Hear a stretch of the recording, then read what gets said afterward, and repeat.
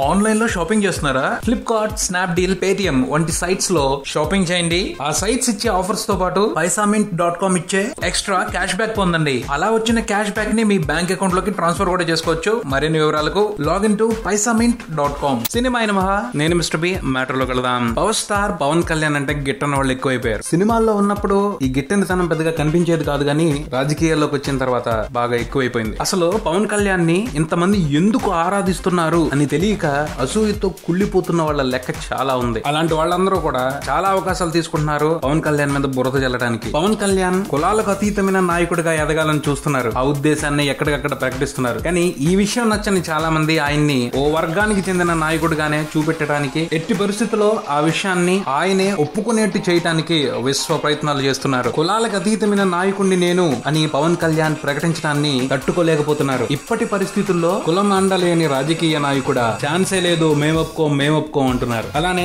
ఇప్పుడు పవన్ కళ్యాణ్ వెనుక ఉంది ఓ కులానికి చెందిన వర్గం మాత్రమే అని నిరూపించాలని కూడా తహతహలాడుతున్నారు. అది నిజమే కావచ్చు, కానీ ఆ పరిస్థితి నుంచి బయటకు రావడానికే పవన్ కళ్యాణ్ ప్రయత్నిస్తున్నారు అని చెప్పుకోవచ్చు. ఇక్కడ విషయం గురించి గట్టిగా మాట్లాడుకోవాలి. పవన్ కళ్యాణ్ ని ఎక్కువగా ఆరాధించే వాళ్ళు, అభిమానించే వాళ్ళు యంగ్స్టర్స్, యూత్. నిన్నటి తరంలో పవన్ కళ్యాణ్ ని ఫాలో అయ్యే వాళ్ళు చాలా తక్కువ మంది. వాళ్ళకి పవన్ కళ్యాణ్ ఏదో చేస్తాడు అన్న నమ్మకం లేదు. అలాంటి వాళ్ళల్లో కొంతమంది కులం బేస్ గానే పవన్ కళ్యాణ్ ని అభిమానిస్తున్నారు. కానీ యూత్ కులాలకు అతీతంగా పవన్ ని ఆరాధిస్తున్నారు. రానున్న రోజుల్లో ఈ యువకులంతా కలిసి పవన్ కళ్యాణ్ ఆశిస్తున్న కులాలకు అతీతమైన రాజకీయాల్ని తెలుగు ప్రజలకి అలవాటు చేసి చూపిస్తారేమో. ప్రస్తుతం కులం లేని రాజకీయం నాన్ సెన్స్ లా అనిపించవచ్చు. రేపది నిజమైనప్పుడు దానిని సాధించిన వ్యక్తిని దేవుడు అంటారు. తుని సంఘటనకు సంబంధించి పవన్ కళ్యాణ్ ఎలా రియాక్ట్ అయితే సముచితంగా ఉంటుందో అలాగే రియాక్ట్ అయ్యారు. ఒక బాధ్యత గల నాయకుడిగా వ్యవహరించారు. కాపుల వైపు స్టాండ్ తీసుకోలేదని చాలా రకాలుగా విమర్శిస్తూ వచ్చారు. కానీ పవన్ ఏదైతే సూచించాడో అదే జరిగి ముద్రగడ పద్మనాభం గారు దీక్ష విరమించారు. సామరస్యంగా పరిష్కారం అయ్యే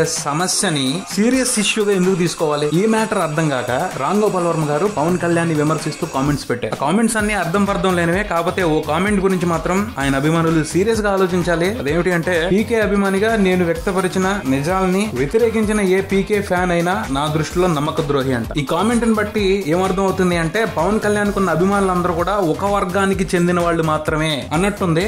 దీనిని బట్టి అర్థం చేసుకోవచ్చు రామ్ గోపాల్ వర్మ ఎంత గుడ్డిగా అనలైజ్ చేస్తున్నాడో పవన్ కళ్యాణ్ అభిమానగణాన్ని అని. అలానే పవన్ కళ్యాణ్ ప్రెస్ మీట్ పెట్టిన తర్వాత వారానికి రియాక్ట్ అయ్యారు రామ్ గోపాల్ వర్మ. ఇన్నాళ్ళు ఏం చేస్తున్నాడు ఇతను, ఇప్పుడే ఎందుకు అవసరం వచ్చింది అని చూస్తే క్లియర్ గా అర్థం అవుతుంది. పవన్ కళ్యాణ్ మీద కామెంట్లు చేసిన తర్వాత ఆయన ఆర్జీవీ టాకీస్ అని ఆన్లైన్ లో షార్ట్ ఫిల్మ్స్ ని తీసుకొదిలే కార్యక్రమాన్ని పెట్టుకున్నారు. దానికి సంబంధించిన ప్రమోషన్ కోసం పవన్ అభిమానుల్ని రెచ్చగొట్టినట్టు అర్థం అవుతుంది. అవతల వారి ఎమోషన్స్ రెచ్చగొడుతూ తనకు ప్రయోజనం చేకూరేలాగా చీప్ ట్రిక్స్ ని ఈ మధ్యన బాగానే ప్లే చేస్తున్నారు ఆర్జీవీ. కానీ బ్యాడ్ లక్, ఆయన ట్రిక్స్ అన్ని కూడా ఫెయిల్ అవుతానే వస్తున్నాయి. ఫెయిల్యూర్స్ పెరుగుతున్న కొద్దీ ఆయన సోషల్ పేషెంట్ అయిపోతున్నాడు. ఆ బాధతో ఆయన ఇంకెంత విపరీతంగా ప్రవర్తిస్తాడో అర్థం కాకుండా పోతుంది. ఆ సంగతి పక్కన పెడితే పవన్ కళ్యాణ్ మాత్రం ఇప్పుడున్న రాజకీయ వ్యవస్థకి అతీతమైన స్వచ్ఛమైన రాజకీయ వ్యవస్థ రావాలి అని మాత్రం ఆలోచిస్తున్నారు. ప్రస్తుతం ఆ ఆలోచనలు ప్రాక్టికల్ గా వర్కౌట్ అవ్వవు అని అందరికి అనిపించవచ్చు. కానీ చరిత్రను ఒకసారి చూసుకుంటే ఎంతో మంది పరిశోధకుల ప్రయోగాలని షేమ్ అంది అప్పుడున్న సొసైటీ. కానీ ఆ తర్వాత ఆ ప్రయోగాలే మనిషి మనుగడకు ఆధారం అయ్యాయి. కేజ్రీవాల్ సీఎం అవుతాడని ఓ 10 సంవత్సరాల క్రితం ఎవరైనా ఊహించారా? ఏది అసాధ్యం కాదు. ఒక విషయం మాత్రం నిజం, పవన్ కళ్యాణ్ ఒక గొప్ప రాజకీయ నాయకుడిగా